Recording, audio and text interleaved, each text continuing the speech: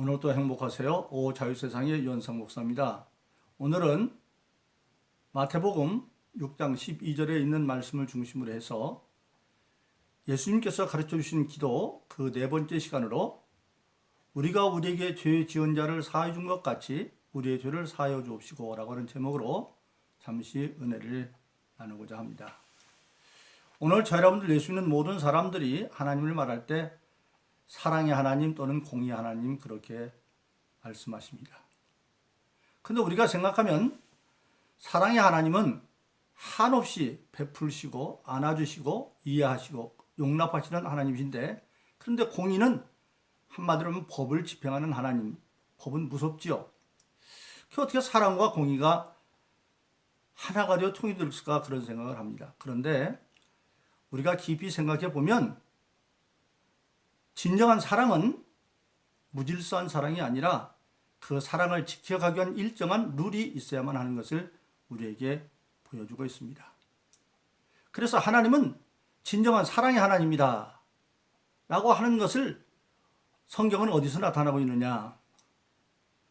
마태복음 22장 37절로 40절에 보면 어떤 율법사가 예수님께 나와서 예수님을 시험해 보려고 선생님이여, 율법 가운데 가장 큰 계명이 뭡니까? 라고 물어봅니다.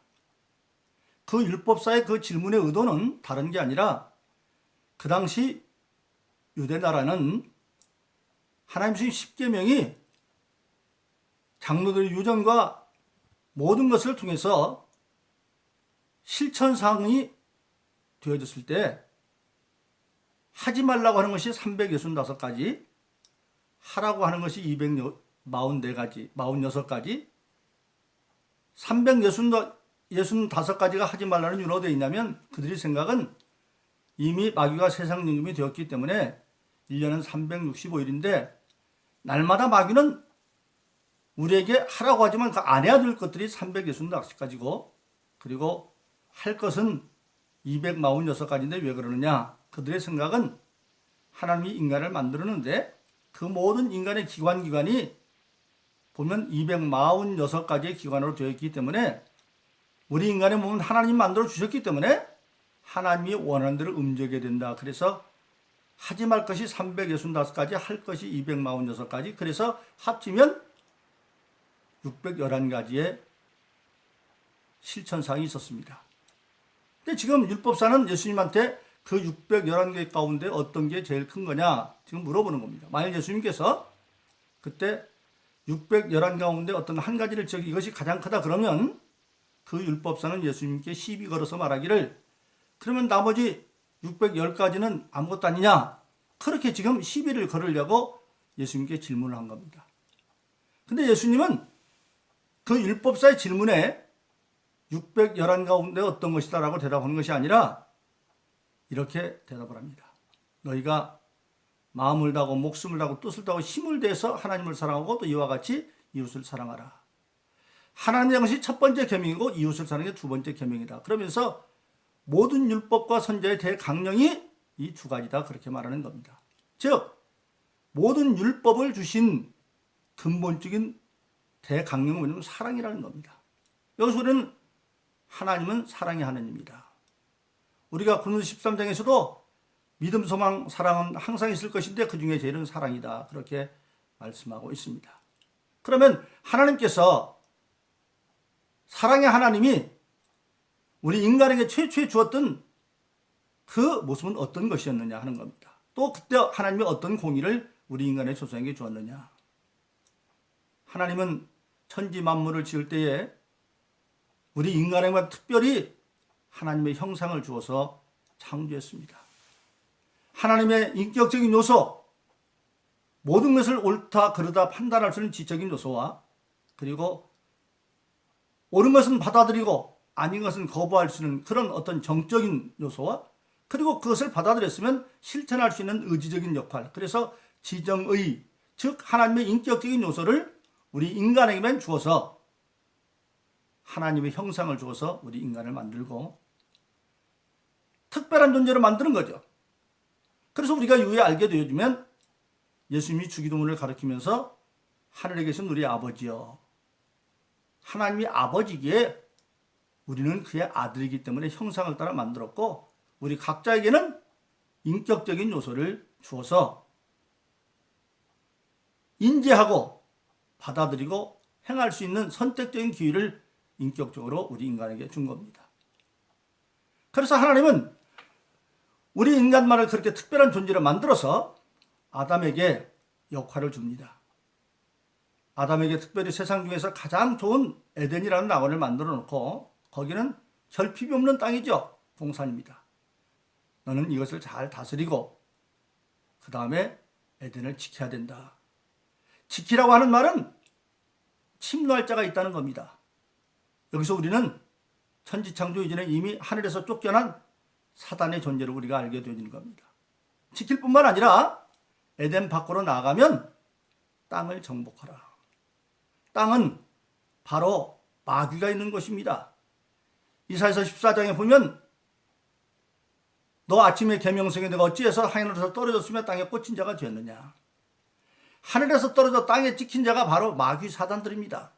그것들은 정복하고 그리고 하나님이 지은 모든 하늘과 땅과 바다에 있는 모든 것을 다스려 지키게 하라. 그리고 너희가 절대 해서 안 되는 게 뭐냐면 에덴 동산은 모든 나무 실과를 먹는데 중앙에 있는 선악과라는 나무는 먹지 말아라. 선악과는 먹나는 정령 죽을 것이다. 그렇게 하나님은 법을 세워주십니다. 이 법 안에서 하나님의 사랑을 지켜갈 수 있는 것이죠. 그래서 최초에 우리 인간이 하나님과 만들어졌을 때에 하나님은 우리 인간에게만 특별히 에덴 동산을 낙원으로 주셨고 우리 인간에게 하나님의 형상을 주셨고 그리고 하늘과 땅과 모두를 다스리며 에덴을 지키며 땅을 정복할 수 있으며 다스릴 수 있는 그러한 권능을 은혜로 주신 겁니다. 그 사랑이 하나님이죠. 그래서 우리 인간은 하나님이 아담을 먼저 만들었는데 홀로 있는 게 좋아 보지 않아서 그를 깊이 잠재우고 갈빗들을 쥐어서 여자를 만들고 거기에 살을 붙여서 아담에게 들여올 때에 아담이 그 이불을 보고 자기 자신을 발견합니다. 너는 내 뼈 중에 뼈, 살 중에 살이다. 그럴 때 하나님은 이브한테는 너는 아담을 돕는 배필이 되어라 그렇게 만들고 이후로 너희들이 객체로는 둘이지만 둘이 아니라 하나라고 합쳐놓음으로 사랑의 관계를 만들어 놓고 거기에서 생육하고 번성을 만들어 해줬습니다. 바로 하나님은 우리 인간에게 천지를 창조하고 창조한 모든 것들을 임하여 다스리게 했을 때에 하나님과도 사랑의 관계고 그리고 사람 사이에서도 아담과 이브는 아담은 이브를 통해서 자기를 발견하고 타인이 아닙니다. 또 이브는 아담을 돕는 배필이 되어져서 삶의 목적이 똑같아지는 남편 아담에게 하나님 명하신 에덴을 다스리고 지키고 땅을 정복하고 하늘과 땅에는 모든 다스리는 일을 돕는 그런 공동 목적을 가지고 있는 그런 지체가 되어졌습니다. 그러나 그 공의 하나님의 법인 선악과를 먹지 말고 먹음으로 말미암아 공의가 깨지고 그들에게는 하나님과의 사랑도 벽이 생겼고 사람과 사람 사이에도 이제는 둘이 아니라 하나라고 했던 하나님 말씀 대신으로 둘이 되고 말아버렸어. 선악과를 따먹고 말자 하나님이 그 선악과 따먹은 것을 재판할 때에 아담이 조금 전에 따먹기 전만 해더라도 내 뼈 중에 뼈, 살 중에 살이라고 이불을 말했는데 하나님이 너 왜 선악과 먹었어? 그러니까 아담은 당신이 만들어준 여자가 주워서 먹었는데요? 라고 발뺌을 합니다. 사실 주워서 먹었죠. 그러나 명확히 말하면 아담이 에덴을 지키지 않았기 때문에 뱀이 침투해왔고 그 뱀이 이불을 유혹해서 그렇게 되어졌기 때문에 만일 아담이 사람인 아내에 대한 사랑에 원래 사랑이 깨지지 않았다고 한다면 이렇게 말했을 거예요. 하나님, 잘못은 다 제 잘못입니다. 내가 에덴을 지키지 않았기 때문에 일이 시작되었으니까 내 아내는 불쌍히 여기고 죄는 다 나한테 물으시오. 이렇게 말해야 되는 게 정상인데, 그러나 이미 죄가 들어오고 나니까 더 이상 어떤 누구도 자기 이상 사랑할 수가 없습니다. 그래서 죄를 이브에게 전가하고, 그때부터 이제 둘이 아니라 하나가 아니라 둘이 되어져서 그 사이에서 태어난 그 아들 가인과 아벨 두 아들이 있는데, 가인도 하나님께 제사하고 아벨도 제사했는데 아벨의 제사는 하나님께 합격이 되고 가인의 제사는 합격이 안 되니까 그것을 시기해서 가인이 아벨을 죽이는, 그래서 인류의 최초의 죽음은 형이 동생을 쳐 죽이는 그런 죽음이 비롯되어지고, 이에도 보면 믿음의 조상 아브라함의 손자인 이삭의 아들 에서와 야곱도 야곱의 장자의 그 권한을 얻기 위해서 사냥터 갔다가 오면서 굶주린 자기 형 에서를 팥죽 한 그릇으로 장자권을 빼앗는 그런 야비하지 않은, 그래서 궁극적으로 사랑의 관계가 파손되어 있는 그런 관계가 되고 말아버린 겁니다. 그래서 그 이후부터 이제 이스라엘 백성들에게 율법이 주어졌을 때에 율법의 정신은 이는 이로 눈은 눈으로. 그런데 예수님께서 마태복음 5장에 이르러서 이제 5장 17절에 이르면 내가 율법이나 선지자를 폐하는 줄 생각하지 말라, 완전케로 왔다, 그렇게 말하고 있습니다. 즉 마태복음 22장 37절 40절에서 말한 율법과 선지자의 강령은 사랑인데, 그런데 그것만 가지고 안 된다는 거예요. 불완전하다는 거예요. 그러면 왜 율법이 불완전하느냐? 로마서 7장 12절로 10절에 보면 율법도 하나님으로 말미암게 거룩하고, 율법은 하나님이 주었기 때문에 의롭고, 또 율법이 선하고 신령한 것이지만, 그런데 율법에는 뭐뭐를 할 것과 하지 말 것을 정해놨는데, 할 것을 안 하면 죄고 안 할 것을 하면 죄죠. 그래서 죄를 지면 심판을 받고, 소위 재판을 받고, 재판을 받아서 죄가 정해지면 마침내 로마서 6장 23절에 있는 것처럼 죄의 값은 사망이라 죽을 수밖에 없는 그런 되어져 있는 겁니다. 즉 율법에는 뭐가 부족하느냐? 일단 죄를 짓고 나면 멸망을 명할 길이 없어요. 그런데 하나님은 그 율법으로 할 수 없는, 예수님이 올 때까지 율법으로 부족하지만 인도했던 하나님께서 율법으로 할 수 없는 것, 즉 정죄받아 멸망할 수밖에 없는 인간, 그 정죄받아 죽을 줄을 졌는데 그들이 죽기 이전에 예수님께서 죽을 줄 모든 인간의 죄를 대신 십자가에서 다 감당하시고, 그 예수님께서 내 죄를 담당하고 믿으면 그것을 의로 여겨서 멸망하지 않고 사는 길을 열어놨습니다. 그래서 로마서 1장 17절은 오직 의인은 믿음으로 말미암아 살리라. 의인, 믿음의 의인은 뭘 믿느냐? 예수가 나의 모든 일을 대속을 믿으면 그것을 하나님의 의로 여기고 살 길을 열어줬다, 그렇게 말씀하고 있는 겁니다. 그래서 예수님은 마태복음 5장에서 가르치는 거죠. 원수도 사랑하고 피 빠른 자에서 기도해라. 옛날에는 원수를 율법대로 하면 해야 돼요. 그런데 원수도 용서하고 핍박하는 자에서 기도해라. 그래놓고 거기에 더 나가서 예수님은 요한복음 13장 30절 이르면 내가 너에게 새 계명을 주니 서로 사랑하라. 어떻게? 내가 너희를 사랑한 것 같이 너희도 사랑하면 너희가 제자인 것을, 내 제자인 것을 알 것이다.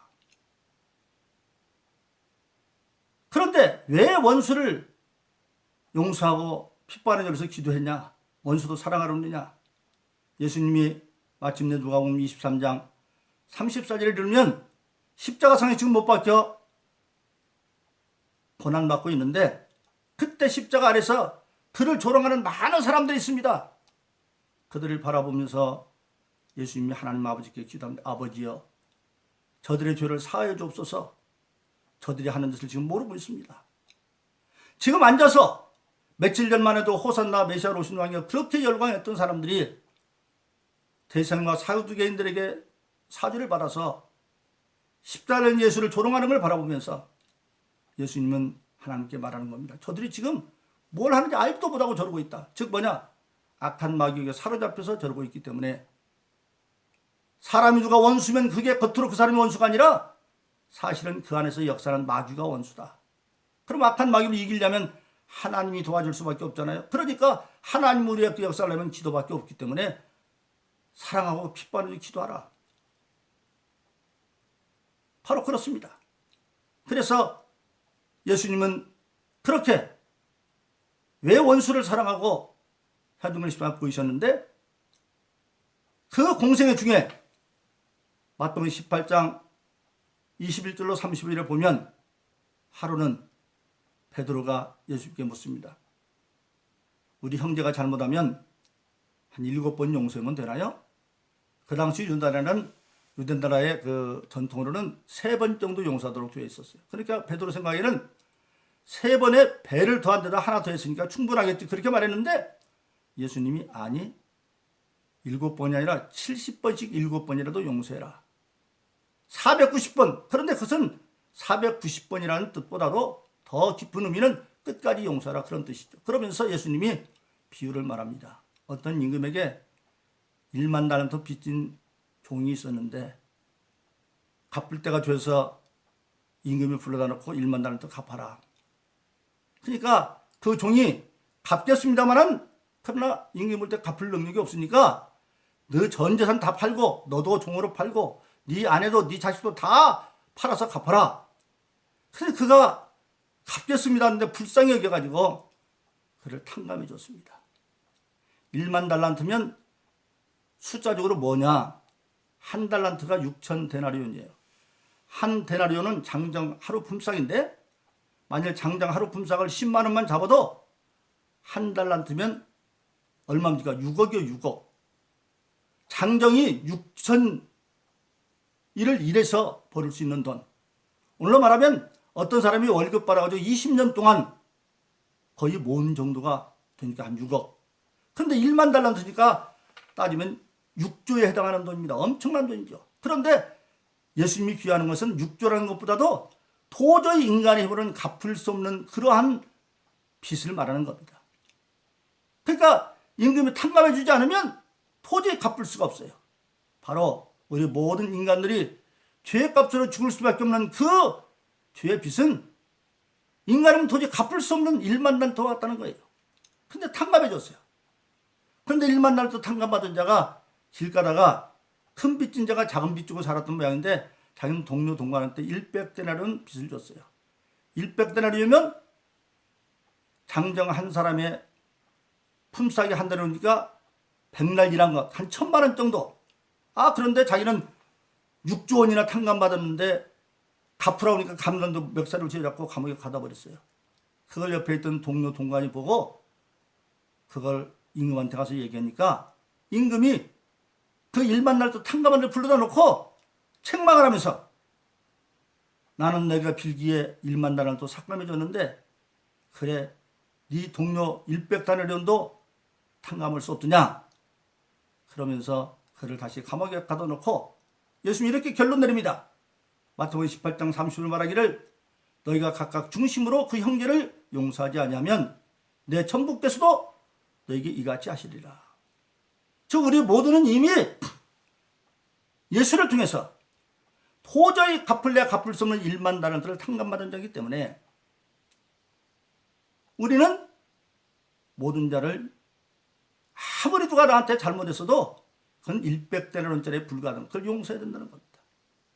그래서 예수님이 그렇게 원수를 사랑하고 핏바늘 기도하라고 말하고 그 이유를 십자가상에서 아버지께 중보 기도함으로 풀어 설명했는데 그것이 예수님만 할 수 있었으면 우리는 그거는 예수님이 하는 것이 그렇게 할 수 있겠죠.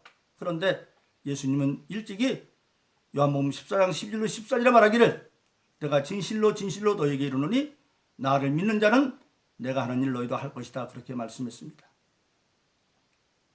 그 말씀대로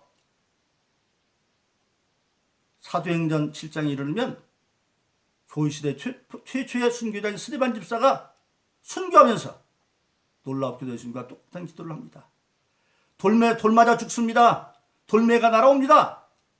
그런데 우리가 어떻게 생각하면 예수님 저 돌 좀 먹게 해주세요. 그럴 것 같은데 그는 그렇지 않냐고 오히려 저들의 죄를 저들에게 돌리지 말아달라고 기도하고 내용을 부탁합니다. 그리고 순교하는 것을 우리가 보게 되어집니다. 바로 예수님 말씀대로 예수님만 십자가상에서 그런 용서의 중보기도를 한 것이 아니라 스데반도 함으로 말미암아 예수님 요한복음 10장 12절로 14절에 말한 것처럼 진실로 진실로 내가 너에게 이르노니 나를 믿는 자는 내가 하는 일로도 한다는 그 말씀이 이루어진 것을 우리에게 보여줍니다. 그럼 오늘도 뭡니까? 우리 또한 스데반처럼 예수님처럼 나에게 돌멩이가 날아오는 자라도 용서할 수 있다는 겁니다. 그들의 죄를 그들에게 돌리지 말라고 기도할 수 있다는 겁니다. 이것이 바로 위대한 신앙의 능력이죠. 그 기도가 사실은 그때 예수를 만나기 전에 바울 중에 사울이 스데반과 바나바와 그리고 바울은 가멜리알 율법학교의 동기동창생입니다. 동기들이에요. 그런데도 사울은 그 스데반의 신앙이 잘못된 줄 알고 죽는 게 당연한 줄 알았어요. 그런데 그가 이후에 사도행전 9장에서 다메섹으로 가다가 예수님을 잡으러 가다가 도상에서 예수님을 만나고 그가 변화되어서 놀랍게도 스데반이 아브라함 때부터 예수 때까지 그 죽기 전에 복음을 전했던 그 내용을 바울을 통해서 신약성경의 대부분이 적혀지는 것을 우리가 보게 되어집니다. 바로 그렇습니다. 오늘 우리에게는 예수로 말미암아 내물을 할 수 없지만 우리가 이미 1만 단을 더 용서받은 자로서 우리는 기껏해야 우리에게 죄준 자는 100대로 맡겨드리지 않는 걸 알아서 우리가 주님의 심정을 가지고 그들의 죄를 사하시고 용서해 줌으로 말미암아 우리가 날마다 우리도 알게 모르게 또 과실과 허물과 죄를 질 수 있대. 요한 1장 9절로 그는 미쁘시사 자기 죄를 자백하면 모든 죄를 사하시고 모든 불에서 깨끗한 그 주님의 말씀을 이루어서 우리의 생활 가운데서 모든 죄는 예수로 사함받고 날마다 주님의 은혜 가운데 기쁨과 승리의 삶을 살기를 예수 이름으로 축원합니다. 오늘도 행복하세요. 자유세상의 유현상 목사였습니다. 감사합니다.